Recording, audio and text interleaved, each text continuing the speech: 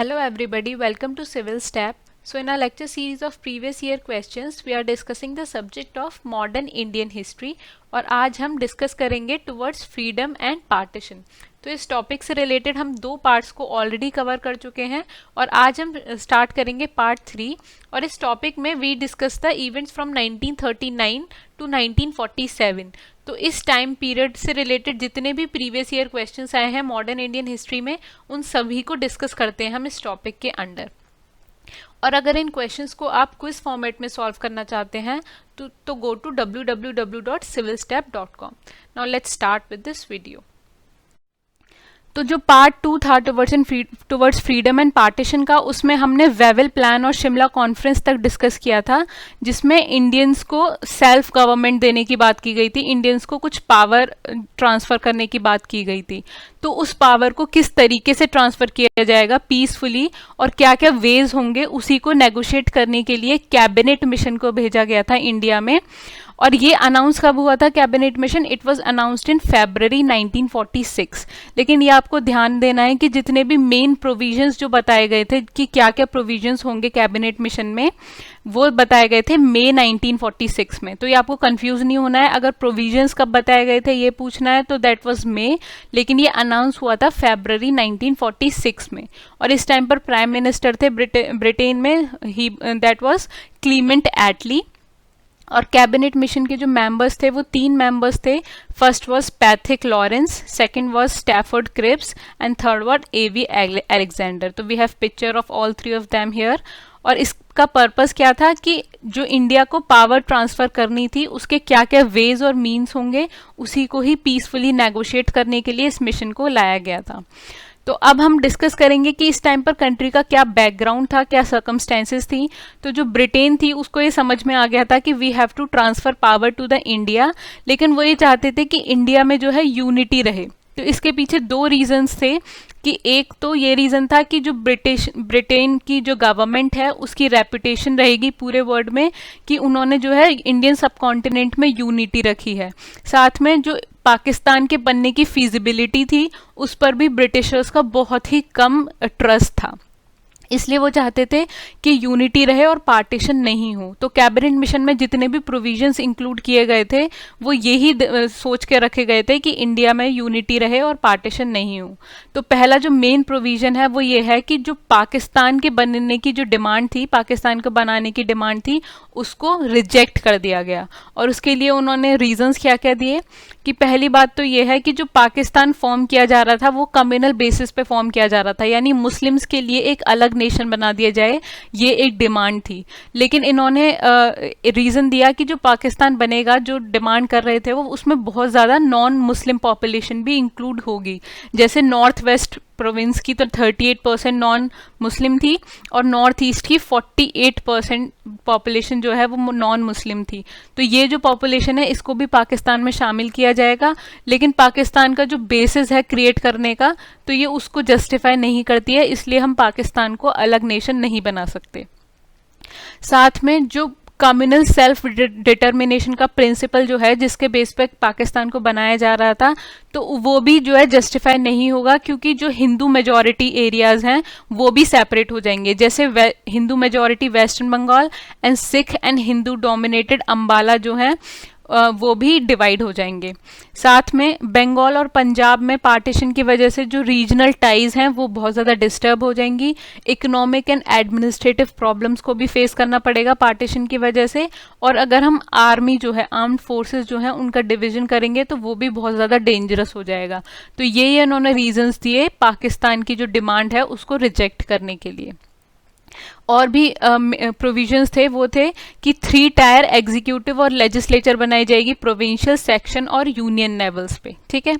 और जो constituent assembly थी उसके मेंबर्स जो हैं वो इलेक्ट किए जाएंगे by provincial assemblies by proportional representation, voting in 3 groups, general, Muslim और सिख्स। तो ये बहुत इंपॉर्टेंट फैक्ट है, ये आपको ध्यान में देना है कि जो प्रोविंशियल असेंबलीज हैं उन्हीं के द्वारा इलेक्ट करके मेंबर्स चूज किए जाएंगे कंस्टिट्यूएंट असेंबली के, लेकिन जो वोटिंग होगी वो 3 ग्रुप्स में की जाएगी, एक तो जनरल, एक मुस्लिम्स और सिख्स। और जितनी भी प्रोविंशियल असेंबलीज हैं उनकी ग्रुपिंग की गई 3 सेक्शन में। तो पहला सेक्शन था Madras, Bombay, central provinces, United provinces, Bihar and Orissa. तो ये जो 6 प्रोविंसेस हैं इनको ए सेक्शन में शामिल किया गया, और ये कौन कौन सी प्रोविंसेस थी, जो कि हिंदू मेजॉरिटी प्रोविंसेस थी। दूसरा सेक्शन था जिसमें Punjab, north west frontier province and Sindh को शामिल किया गया, ये मुस्लिम मेजॉरिटी प्रोविंसेस थी। और तीसरे सेक्शन में बंगाल और असम को शामिल किया गया, जो कि मुस्लिम मेजॉरिटी प्रोविंसेस थी। तो इस तरीके से सारे प्रोविंसेस को 3 पार्ट्स में डिवाइड कर दिया गया कम्युनल बेसिस पे। और ये भी एक प्रोविजन आया कैबिनेट मिशन में कि इंडिया के लिए एक फेडरल स्ट्रक्चर बनाया जाएगा, और जिसमें जो सेंटर है उसके वो कंट्रोल करेगी डिफेंस को, कम्युनिकेशन को और एक्सटर्नल अफेयर्स को। और अगर कोई भी कम्युनल क्वेश्चन है, कोई भी रिलीजन के बेस पर क्वेश्चन है, तो वो सेंट्रल लेजिस्लेचर में डिसाइड किया जाएगा by a simple majority of both communities, both मतलब Hindus and Muslims present and voting. ठीक है। Provinces were to have full autonomy and residual powers, और जो प्रिंसली स्टेट्स हैं वो भी अब ब्रिटिश गवर्नमेंट के पैरामाउंसी के अंडर नहीं रहेंगे, वो भी अपना अरेंजमेंट जो है वो डिस्कस करने के लिए फ्री हैं, या तो जो गवर्नमेंट बनेगी, फेडरल स्ट्रक्चर जो क्रिएट होगा उससे, या फिर ब्रिटिश गवर्नमेंट के साथ। तो जो प्रिंसली स्टेट्स हैं उनको ऑप्शन दिया गया कि या तो जो अब गवर्नमेंट बनेगी उसके साथ शामिल हो सकते हैं, या अगर वो ब्रिटिश गवर्नमेंट के साथ शामिल होना चाहते हैं तो उनके साथ भी हो सकते हैं। फर्स्ट जनरल इलेक्शंस के बाद ये भी एक प्रोविजन दिया गया कि पहले जनरल इलेक्शन के बाद जो प्रोविंसेस हैं वो ये जो 3 ग्रुपिंग की थी उनसे फ्री होने के लिए अलाउड हैं, और 10 साल के बाद जो प्रोविंस है वो that is free to call for reconsideration of the group और द यूनियन कॉन्स्टिट्यूशन। तो 10 साल के बाद इन प्रोविंसेस को अलाउ कर दिया जाएगा कि ये जो ग्रुपिंग है उसको रिकन्सिडर कर सकते हैं, और पहले इलेक्शन के बाद ये जो प्रोविंसेस हैं वो इस ग्रुप से बाहर आने के लिए फ्री हैं। तो ये जो है ये एक बहुत इंपॉर्टेंट प्रोविज़न था।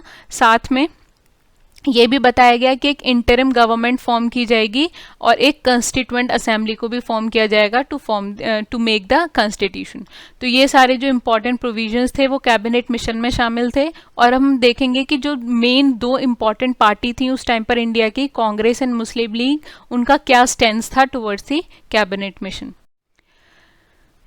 बहुत सारे ऑब्जेक्शन किए कांग्रेस ने, जिसमें से कुछ है कि जो प्रोविंसेस थी उनको पहले जनरल इलेक्शन तक वेट करने के लिए नहीं बोला जाए। जैसे हमने अभी पढ़ा कि प्रोविंसेस को ये ऑप्शन दिया गया कि वो पहले जनरल इलेक्शन के बाद डिसाइड कर सकती हैं कि उनको ग्रुप में रहना है या नहीं रहना है।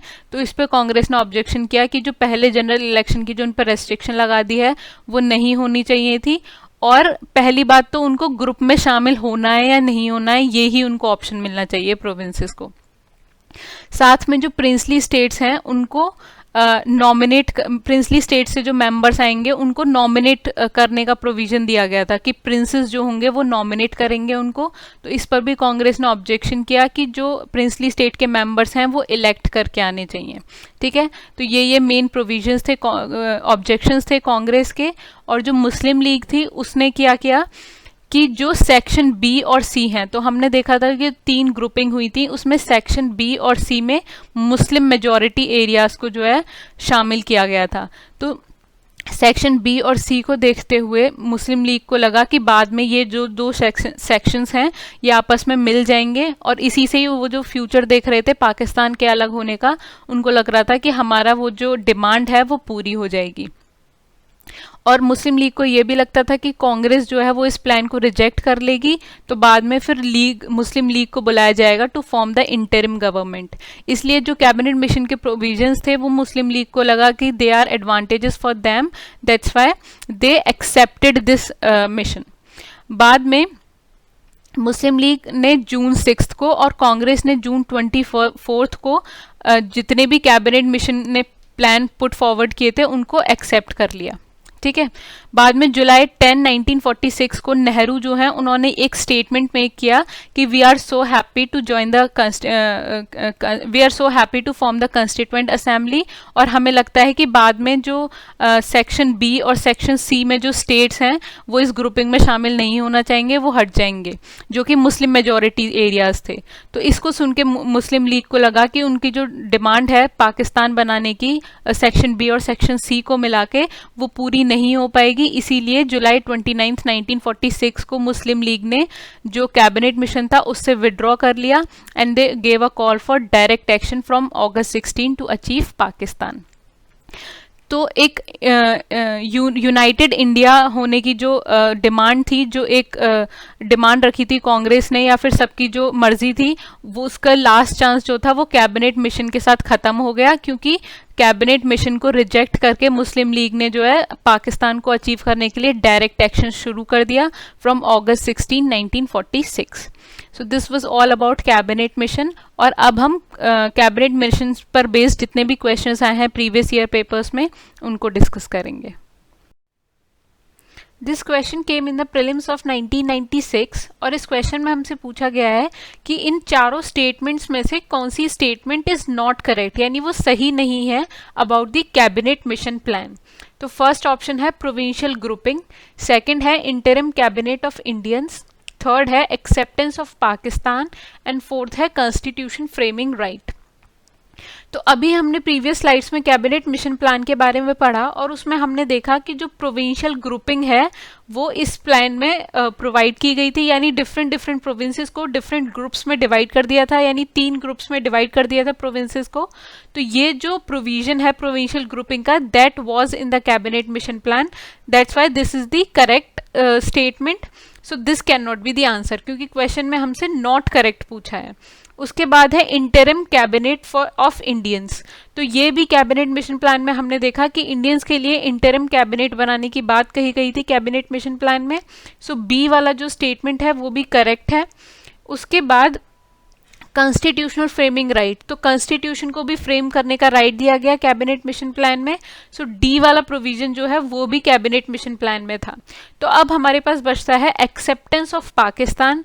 तो ये जो है ये provision is wrong, this was not the part of cabinet mission plan, क्योंकि अभी हमने देखा कि कैबिनेट मिशन प्लान में जो पाकिस्तान की अलग सेपरेशन की डिमांड थी, जो अलग से एक नेशन बनाने की डिमांड थी, उसको रिजेक्ट कर दिया गया था। दैट्स वाई सी वाला जो है हमारा option that is not correct about the cabinet mission plan, so C is the answer here. Now let's move to our next question. This question came in the prelims of 1999 और इस question में हमसे एक statement दिया है और हमसे पूछा है कि ये जो अबव स्टेटमेंट है, जो कोटेशन है, वो इनमें से कौन से इवेंट से रिलेटेड है। तो वो कोटेशन है, it made its proposals in May, it still wanted a united India, there was to be a federal union composed of British provinces. तो इनमें से कौन सा इवेंट पे ये कोटेशन फिट बैठता है। तो हमारे पास ऑप्शंस हैं Simon commission, Gandhi Irwin pact, Cripps mission और कैबिनेट मिशन। तो मई में कौन सा इनमें से कौन सा इवेंट हुआ था, और जो दैट वांटेड यूनाइटेड इंडिया, यानी पार्टीशन की बात नहीं कही गई थी उसमें, और जिसमें फेडरल यूनियन बनाने की बात कही गई थी, जिसमें ब्रिटिश प्रोविंसेस से कंपोज्ड होगा वो, यानी उस फेडरल यूनियन में ब्रिटिश प्रोविंसेस होंगी। तो इनमें से कौन से इवेंट में ये वाली बात कही गई थी। तो अभी हमने कैबिनेट मिशन के बारे में पढ़ा कि कैबिनेट मिशन मई में इसने अपनी सारे जो प्रपोजल्स दिए थे वो मई में दिए थे, और इसने जो पार्टीशन की डिमांड थी उसको भी रिजेक्ट कर दिया था। So it still wanted a united India, और यहाँ पर एक फेडरल यूनियन की भी बात कही गई थी जिसमें ब्रिटिश प्रोविंसेस होंगी और उन प्रोविंसेस की ग्रुपिंग भी की गई थी। सो ये जो सारे स्टेटमेंट्स हैं ये कैबिनेट मिशन से मैच करते हैं, कैबिनेट मिशन से रिलेटेड हैं। That's why D is the answer here. Now let's move to our next question. This question came in the prelims of 2002 and the question is, the last opportunity to avoid the partition of India was lost with the rejection of। तो हमने इनमें से चार ये जो हमारे पास चार options हैं, इन चारों के बारे में हमने पढ़ रखा है, Cripps mission, Rajagopalachari formula, cabinet mission and Wavell plan. तो हमसे इसमें क्वेश्चन पूछा है कि लास्ट अपॉर्चुनिटी क्या थी जिसमें पार्टीशन अवॉइड करने की बात की गई थी। तो अगर हम देखें तो ये वाला क्वेश्चन हम इस तरीके से सॉल्व कर सकते हैं कि जैसे और भी प्लान्स में पार्टीशन की बात नहीं कही गई थी, लेकिन उनमें से लास्ट कौन सा था, तो अभी तक जो भी हमने पढ़े हैं उसमें से लास्ट वाज कैबिनेट मिशन। तो कैबिनेट मिशन में जो है पार्टीशन को रिजेक्ट कर दिया गया था, that's why cabinet mission is the answer here, so answer is C. Now let's move to our next question. This question came in the prelims of 1999 and the question is which one of the following leaders of the Congress was totally in favor of cabinet mission plan। तो हमारे पास यहाँ पर 4 कांग्रेस की leaders का नाम दिया गया है और हमसे पूछा है कि इन चारों में से which leader was totally in favour of cabinet mission plan.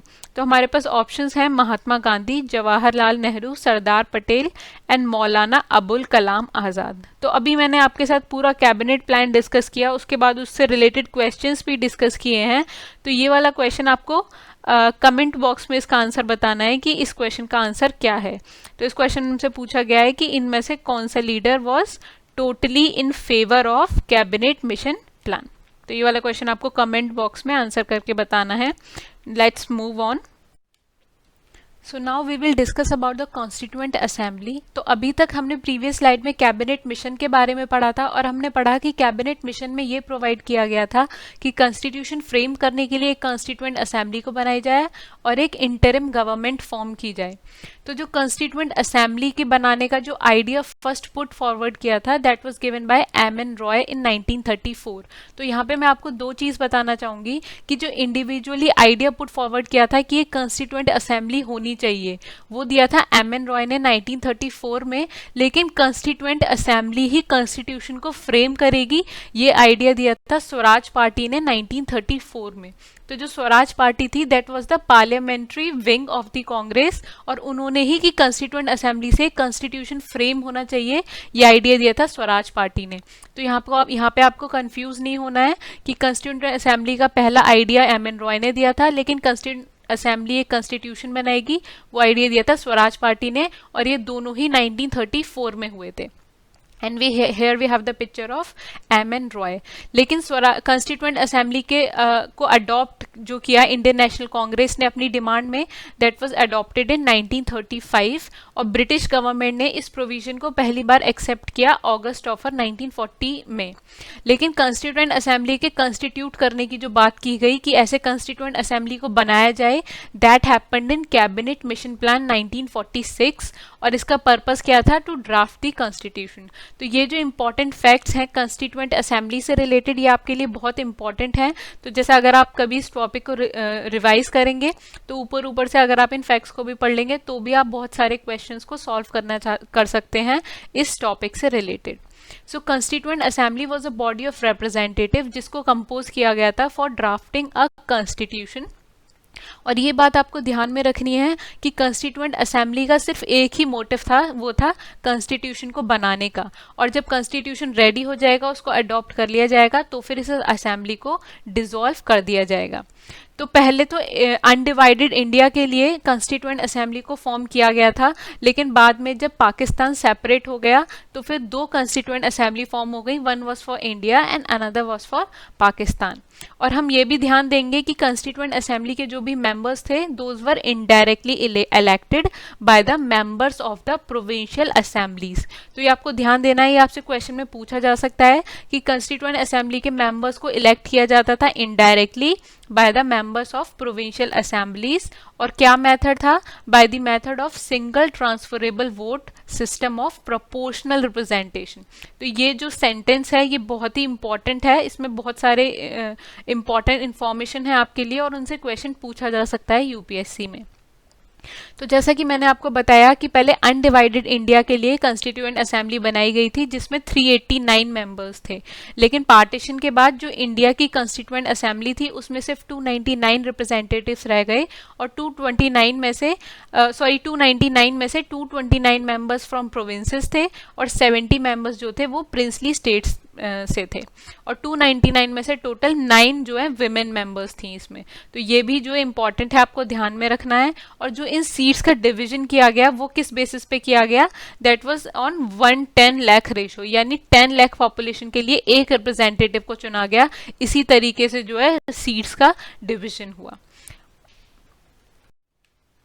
तो कॉन्स्टिट्यूएंट असेंबली की जो पहली मीटिंग हुई थी that took place in new Delhi on 9 दिसंबर 1946। तो आपको ध्यान में रखना है, ये इंपॉर्टेंट फैक्ट है कि कॉन्स्टिट्यूएंट असेंबली की पहली मीटिंग 9 दिसंबर 1946 को हुई थी, और इसके जो पहले प्रेसिडेंट थे that was doctor Sachchidananda Sinha. और पहली जो मीटिंग हुई थी कॉन्स्टिट्यूएंट असेंबली की, यहाँ पर ऑब्जेक्टिव रेजोल्यूशन को अडॉप्ट किया गया, जो कि बाद में इंडिया के कॉन्स्टिट्यूशन में प्रीएम्बल की तरह इंक्लूड किया गया। तो जो प्रीएम्बल था that was adopted as objective resolution, और ये कब अडॉप्ट किया गया था, it was adopted in the first meeting of constituent assembly. तो पार्टीशन के बाद जब इंडिया इंडिपेंडेंट हो गया था तब कॉन्स्टिट्यूएंट असेंबली के जो पहले प्रेसिडेंट बने दैट वाज डॉक्टर राजेंद्र प्रसाद, और वाइस प्रेसिडेंट थे एच.सी. मुखर्जी। तो आपको ध्यान में रखना है कि राजेंद्र प्रसाद और एच.सी. मुखर्जी जो थे वो इंडिपेंडेंट इंडिया के प्रेसिडेंट और वाइस प्रेसिडेंट थे, और इंडिपेंडेंस से पहले जो फर्स्ट प्रेसिडेंट थे that was doctor Sachchidananda Sinha. और कॉन्स्टिट्यूएंट असेंबली ने टोटल 13 कमिटीज को अपॉइंट किया था to deal with different task of constitution making.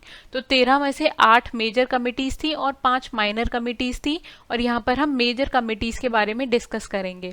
तो कॉन्स्टिट्यूशन को ड्राफ्ट करने के लिए जो कमिटी बनाई गई, ड्राफ्टिंग कमिटी जो थी, that was under the chairmanship of doctor B R. Ambedkar, जो कि बंगाल से इलेक्टेड थे।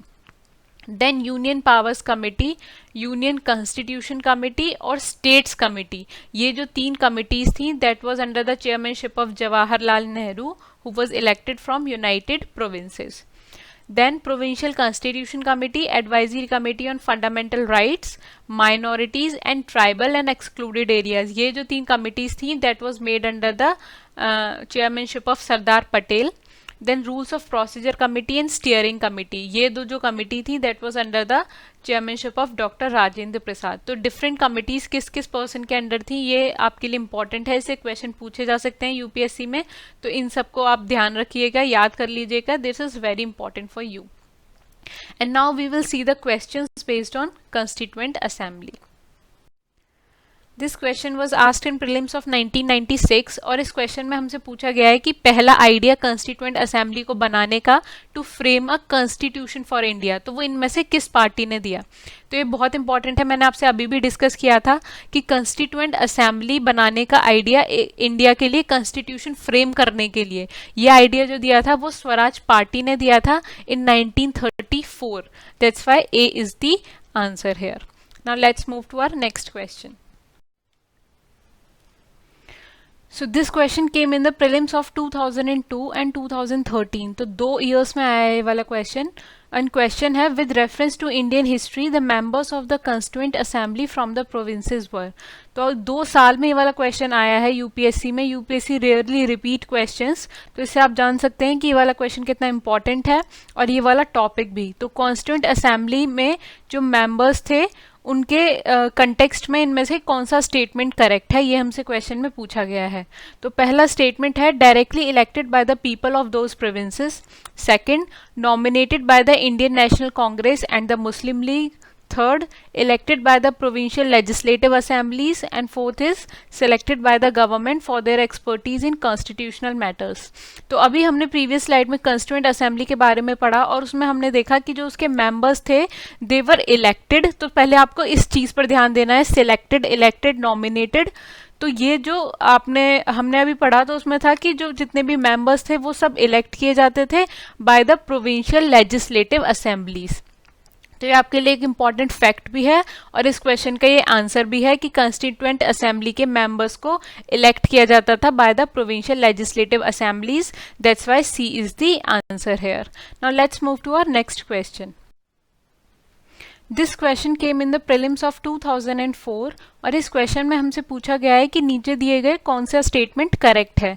तो पहला स्टेटमेंट है the constituent assembly of India was elected by the provincial assemblies in the year 1946। दूसरा है Jawaharlal Nehru, M A Jinnah and Sardar Vallabh भाई Patel were members of the constituent assembly of India. Third है the first session of the constituent assembly of India was held in January 1947 and fourth है the constitution of India was adopted on 26 January 1950। तो वैसे तो हमने constituent assembly के बारे में अभी प्रीवियस स्लाइड में पढ़ा है, तो we can easily answer this question, लेकिन अगर आपने नहीं भी पढ़ा है तो भी ये वाला क्वेश्चन आप एलिमिनेशन मेथड से सॉल्व कर सकते हैं। तो let's start eliminating the options first. तो पहले हम डी ऑप्शन को देखेंगे कि constitution of India was adopted on 26 January 1950। तो ये जो स्टेटमेंट है ये एक इनकरेक्ट स्टेटमेंट है, क्योंकि हम सबको पता है कि जो कॉन्स्टिट्यूशन ऑफ इंडिया है वो अडॉप्ट किया गया था नवंबर 26 1949 को, लेकिन it came into effect on 26 January 1950। But इस स्टेटमेंट में बोला गया है अडॉप्टेड। तो इंडिया का कॉन्स्टिट्यूशन जो अडॉप्ट किया गया था दैट वाज ऑन नवंबर 26 1949, और उसको हम एज अ कॉन्स्टिट्यूशन डे भी सेलिब्रेट किया जाता है इंडिया में। तो इसलिए ये वाला स्टेटमेंट जो है वो इनकरेक्ट है। उसके बाद हम स्टेटमेंट सी पर आएंगे। The first session of the constituent assembly of India was held in January 1947। तो ये वाला जो स्टेटमेंट है ये भी इनकरेक्ट है, क्योंकि अभी हमने पढ़ा था कि जो पहला सेशन हुआ था कंस्टिट्यूएंट असेंबली का वो हुआ था दिसंबर 1946 में। That's why this statement is also incorrect. अब हम आएंगे सेकंड स्टेटमेंट पर कि जवाहरलाल नेहरू, एम ए जिन्ना और सरदार वल्लभ भाई पटेल जो थे ये तीनों मेंबर्स थे कंस्टिट्यूएंट असेंबली में। तो ये वाला जो स्टेटमेंट है इसमें आप कंफ्यूज हो सकते हैं, क्योंकि ये तीनों बहुत ही इंपॉर्टेंट पर्सनैलिटीज थी। तो ऐसे किसी को भी लग सकता है कि ये तीनों मेंबर्स होंगे कंस्टिट्यूएंट असेंबली के, लेकिन इससे रिलेटेड एक बहुत ही इंपॉर्टेंट फैक्ट है कि जवाहरलाल नेहरू और सरदार वल्लभ भाई पटेल तो मेंबर्स थे कंस्टिट्यूएंट असेंबली के, लेकिन दो बहुत ही ज़्यादा इंपॉर्टेंट पर्सनैलिटीज जो थी उस टाइम की वो थी गांधी जी और मोहम्मद अली जिन्ना। ये दोनों जो थे वो कंस्टिट्यूएंट असेंबली के मेंबर्स नहीं थे, तो ये आपको ध्यान में रखना है। तो इसलिए जो बी स्टेटमेंट है वो भी इनकरेक्ट है। तो we have eliminated B, C and D, so our answer is A, that is Constituent Assembly of India was elected by the provincial assemblies in the year 1946. So A is the answer here. Now let's move to our next question. This question came in the prelims of 1996 और इस question में हमसे पूछा गया है कि जो B are Ambedkar थे वो कंस्टिट्यूएंट असेंबली में किस प्रोविंस से इलेक्ट किए गए थे।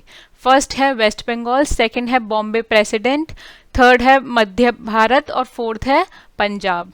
तो अभी हमने जब कंस्टिट्यूएंट असेंबली के बारे में पढ़ा था तो हमने देखा कि जो बी आर अम्बेडकर हैं वो वेस्ट बंगाल से इलेक्टेड थे। That's why A is the answer. तो ये क्वेश्चंस हमने देखे जो कि कंस्टिट्यूएंट असेंबली पर बेस्ड थे। Now let's move to our next topic.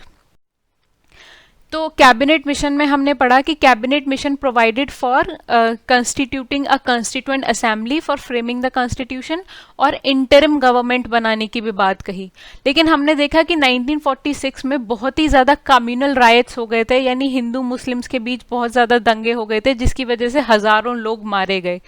तो ब्रिटिश गवर्नमेंट को लगा कि कहीं कांग्रेस जो है वो मास एक्शन ना शुरू कर दे, कोई मूवमेंट ना शुरू कर दे, इसीलिए ब्रिटिश गवर्नमेंट ने डिसाइड किया कि वो एक कांग्रेस डोमिनेटेड इंटरिम गवर्नमेंट बनाएंगे, जहां पर जो उसके हेड होंगे वो होंगे नेहरू, और ये बनाई गई ऑन सितंबर 2 1946 को।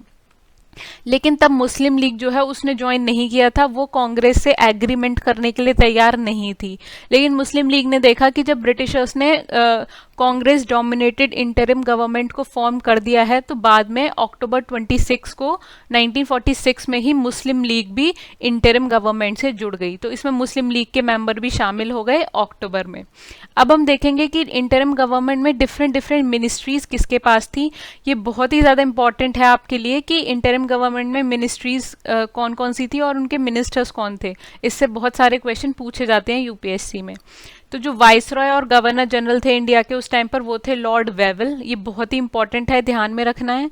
और जो एग्जीक्यूटिव काउंसिल थी उसके प्रेसिडेंट थे लॉर्ड माउंटबेटन, वाइस प्रेसिडेंट थे एग्जीक्यूटिव काउंसिल के, और जो external affairs and Commonwealth relation minister भी थे वो थे जवाहरलाल नेहरू।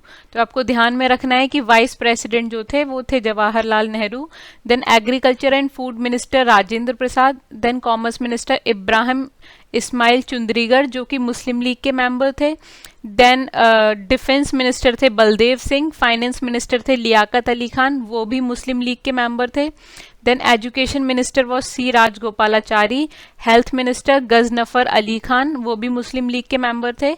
होम अफेयर्स और इंफॉर्मेशन एंड ब्रॉडकास्टिंग मिनिस्ट्री जो थी इंपॉर्टेंट है, उसके वल्लभ भाई पटेल थे।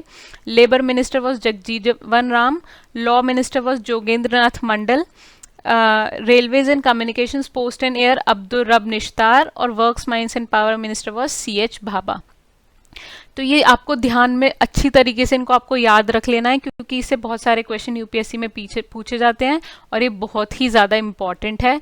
तो revise this again and again. अब हम देखेंगे इंटरिम गवर्नमेंट पे जो क्वेश्चन आए हैं प्रीवियस ईयर पेपर्स में उनको।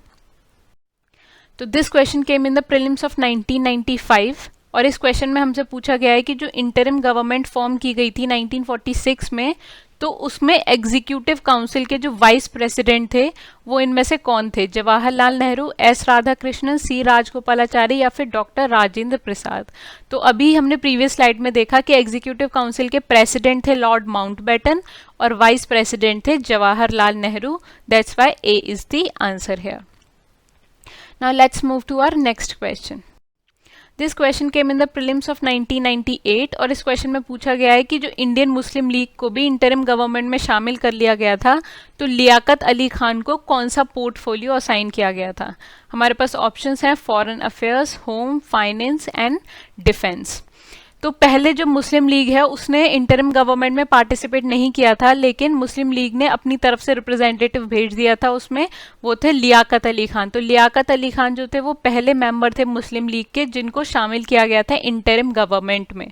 तो जो कांग्रेस है वो मुस्लिम लीग की डोमिनेशन नहीं चाहती थी इंटरिम गवर्नमेंट पे, इसलिए उनको बहुत ज़्यादा इंपॉर्टेंट पोस्ट नहीं दी, जैसे होम मिनिस्ट्री वगैरह नहीं दी। तो लियाकत अली खान को पोर्टफोलियो दे दिया था फाइनेंस का, और फिर फाइनेंस के पोर्टफोलियो से लियाकत अली खान ने बहुत सारी प्रॉब्लम्स क्रिएट कर दी थी कांग्रेस की वर्किंग में, so that they had to include Muslim League in the interim government. तो लियाकत अली खान के पास कौन सी पोर्टफोलियो थी? It was the finance portfolio. So C is the answer here. Now let's move to our next question. This question came in the prelims of 2003 and the question is who headed the interim cabinet formed in the year 1946? तो हमारे पास options हैं राजेंद्र प्रसाद, जवाहरलाल नेहरू, सरदार वल्लभ भाई Patel and सी राजगोपालाचारी। तो हमने देखा कि जो इंटरिम कैबिनेट थी उसके हेड जो थे वो जवाहरलाल नेहरू थे, उन्हीं की ही हेड उन्हीं को ही हेड बना के जो है इंटरिम गवर्नमेंट फॉर्म की गई थी 1946 में। So B is the answer here. Now let's move to our next question. This question came in the prelims of 2006 and the question is which portfolio was held by Dr. Rajendra Prasad in the interim government formed in the year 1946? तो अभी हमने जब सारी ministries देखी थी interim government की, उसमें हमने देखा कि जो डॉक्टर राजेंद्र प्रसाद थे उनको फूड एंड एग्रीकल्चर मिनिस्ट्री मिली हुई थी। That's why C is the answer here. So ये सारे क्वेश्चन थे इंटरिम गवर्नमेंट पे, और हमने देखा कि जितने भी क्वेश्चंस आए हैं इंटरिम गवर्नमेंट पर बेस्ड वो सारे क्वेश्चन मिनिस्ट्रीज से आए हैं, यानी कौन से मिनिस्टर के पास कौन सा पोर्टफोलियो था या कौन हेड था इंटरिम गवर्नमेंट का। तो इस तरीके के जो क्वेश्चंस हैं वो आए हैं इस टॉपिक से। तो अब आपको आइडिया लग गया होगा कि किस टॉपिक से किस तरीके के क्वेश्चन आते हैं, तो आप उसी तरीके से अपनी प्रिपरेशन को चेंज कर देंगे। So guys, this was all about this video. Thank you so much, and to get more daily updates you can subscribe to our Telegram channel, and if you have any query then you can also mail us at hello@civilstep.com। और इसके आगे के जो topics हैं वो हम next video में discuss करेंगे। Till then, good luck for your studies. Bye bye.